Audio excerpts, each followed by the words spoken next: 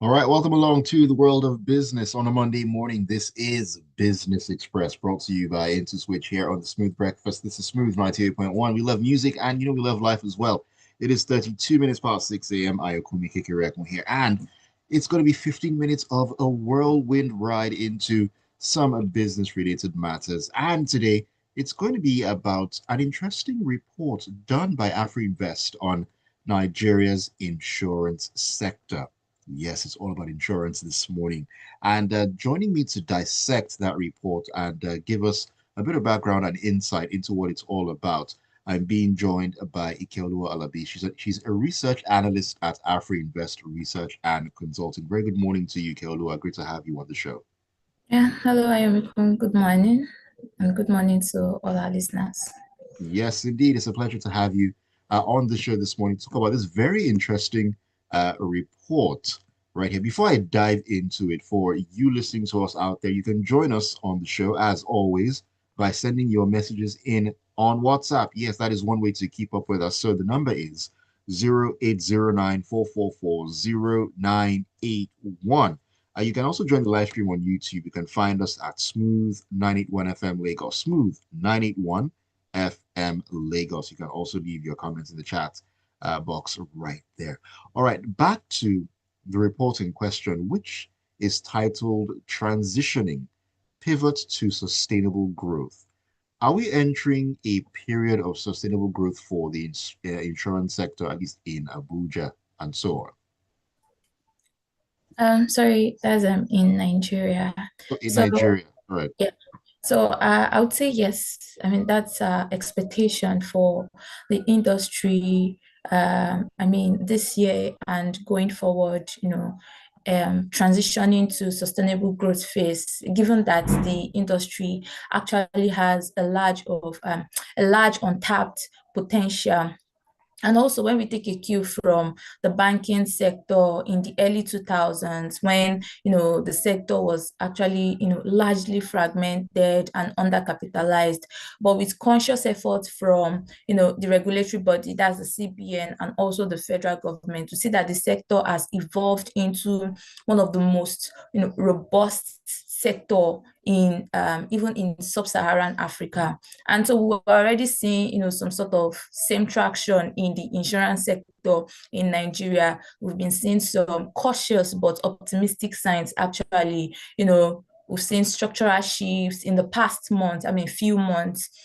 We've seen policy reforms that are being put in place, and also this recapitalization efforts that they started intensifying around last year. So all this points to a transition to sustainable growth. And for instance, also when we look at some of the compulsory policies that the federal government in collaboration with NICOM has actually implemented, like the Right. motor insurance, health insurance, and also life insurance, there are also signs that okay, the industry is actually moving to a phase that signifies sustainable growth.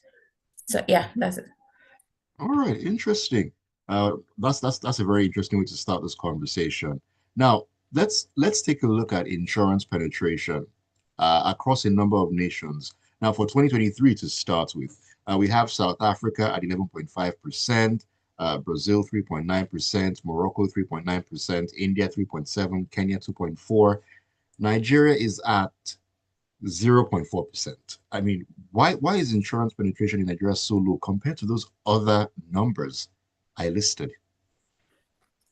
Well, I mean, looking at Nigeria's population with of over 230 million people, and when we look at the financial sector performance, I mean, particularly banking sector, one would think that, oh, okay, so we should see the same performance in the insurance sector. However, we're actually seeing the opposite. Insurance penetration low, as low as 0.4%. In 2023, it was around 0. I mean, in 2022, it was around 0.3%. And well, the reasons are actually not far-fetched.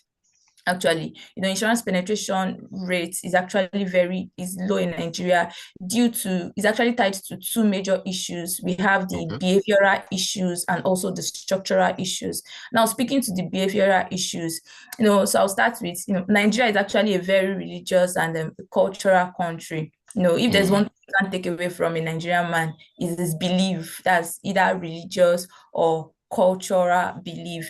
So now, for instance, if you are with a set of people and maybe you just bring up insurance, maybe talked about insurance or life assurance in this instance now, you just see some of them pause and look at you that, do you want something bad to happen to me? Do you want me to die? It's actually psychological, and this is coming from the place of our religious and cultural belief. So that is right. one major factor that is actually affecting the Nigeria insurance penetration rate. Now, another factor is also the economic capacity of the populace. Yeah, the economic capacity of the populace. More than half of Nigeria's population, is actually rural, and they're actually below poverty line, which signifies very low disposable income level. They actually do not even have the money to actually, separate for that kind of services. I mean, the insurance services. So they see Mm, it as non-essential. I mean, when you look at their priority list, you even see insurance, maybe top 20, you won't see it anywhere on that list. So they see it as true. not essential. And most of them also see it as luxury. They can't afford it. That's the economic capacity part. And also, even when we now come to those that actually have the knowledge, those that have the capacity, we still see that the adoption rate is still kind of low. This brings us to the structural issues. There's this perceived inefficiencies in the industry, historical issues of, claims fraud, slow claims repayments, Okay. claims being denied. So these are some of the issues that, even among those that we say learned, that we still see a very low adoption rate of insurance among them. And also, we also look at another reason is also the kind of product that we have. So, I mean, if you look at Nigeria now, we mostly have generic products. But when we look at our peer countries like South Africa now, they have something they call embedded insurance, like Hmm. flexible products that are, tailored to the mass. So, I mean, you can't say you don't want insurance. It's already tailored. I mean, it's already embedded into whatever I mean, you want to get a phone now, insurance, whatever you're paying for that phone, insurance payment is already embedded into it. You want to get a house now, whatever payment you are making, insurance payment is already embedded into it. But we don't have such in Okay. Nigeria. So these are some of the reasons why we have low insurance penetration rates in Nigeria.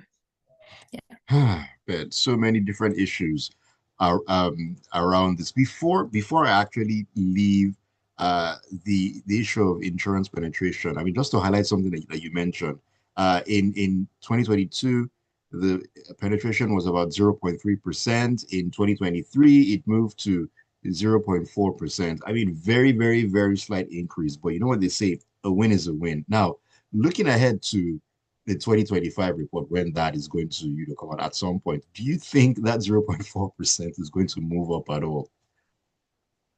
Yeah, I mean, it is. I mean, okay, so coming from 2022, we have 0.3%.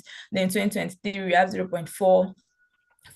While it is still marginal, but like you said, a win is a win. It is still an improvement. And, efforts are actually being put in place by insurance companies and also the regulatory body, that's the NICOM, to increase this insurance penetration, to, make people, I mean, so one of it is making people aware about what insurance is. The truth is, most people in Nigeria don't even know what insurance is. Hmm. Some people that even know, they just hear the word insurance. They really do not know what it entails. They don't know what it's about. So increased awareness, mass awareness, customer education. So these are some of the things that, have been put in place, and efforts are still being made to actually increase those policies. And also another major thing to add is the compulsory policy that have been put in place by NICOM in collaboration with the federal government. That's the third party motor insurance policy. That's the third party. I think they made it compulsory around 2000 and Yeah. 2023. Yeah, so it's actually one of the reasons why I would see, okay, insurance penetration rates will definitely, I mean, increase, because I mean, most people, once you buy a car, you have no choice. You have to get insurance. You have to get that third-party insurance for the car. And also, I think they've made health insurance compulsory for especially all these HMOs by employers for their employees. So it's actually, as an organization, you have to provide your employees HMO. So these are some of the policies that are being put in place that we believe that would increase the rate of insurance penetration in Nigeria. Yeah. All right, thank you for that, Ikeoluwa. Now let's quickly talk about the plans to recapitalize the insurance sector in Nigeria. I mean, what can you tell us about the Nigeria Insurance Industry Reform Bill 2024 that was passed by the National Assembly, I think, sometime last year? Okay, so the Nigeria Insurance Industry Reform Bill 2024 was passed last year, the House of Rep, and sometimes this year, around March, by the House of Senate. So it's actually a landmark legislation that is aimed at modernizing the regulatory framework that governs insurance operations in Nigeria. So this Okay. reform, this particular reform bill replaces the outdated Insurance Act 2003, and it introduced new provisions that are aligned with the risk-based supervision, corporate governance, and market development.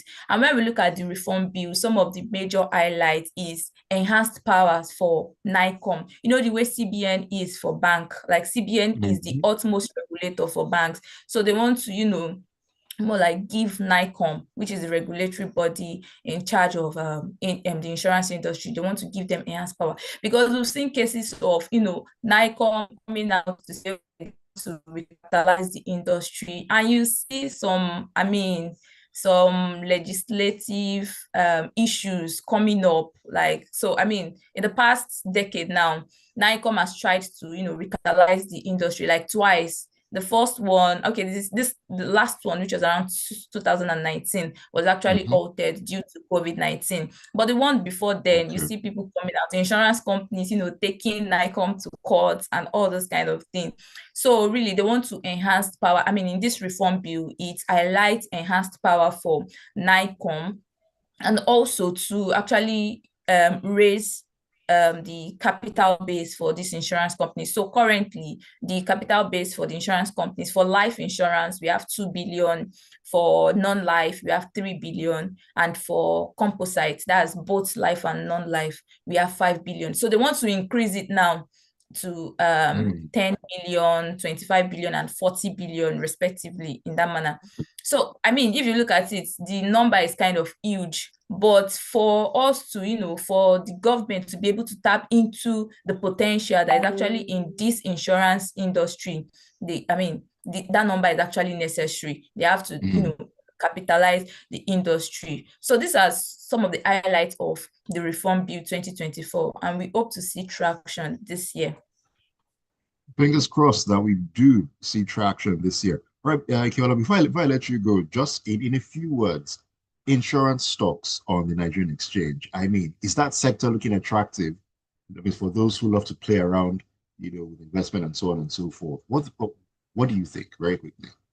Well, interesting question. I mean, well, insurance stocks on the stock exchange. I mean, if you look at their performance historically, they've underperformed. They've been underperforming Ah, relative to the broader market.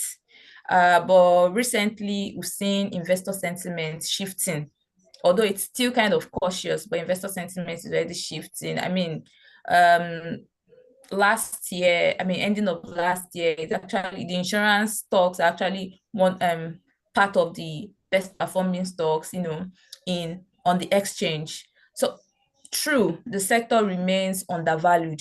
Most of these sectors are actually trading below their book value, and they have very low price to earnings ratio. And this is as a result of years of weak profitability, and most importantly, limited customer or consumer confidence.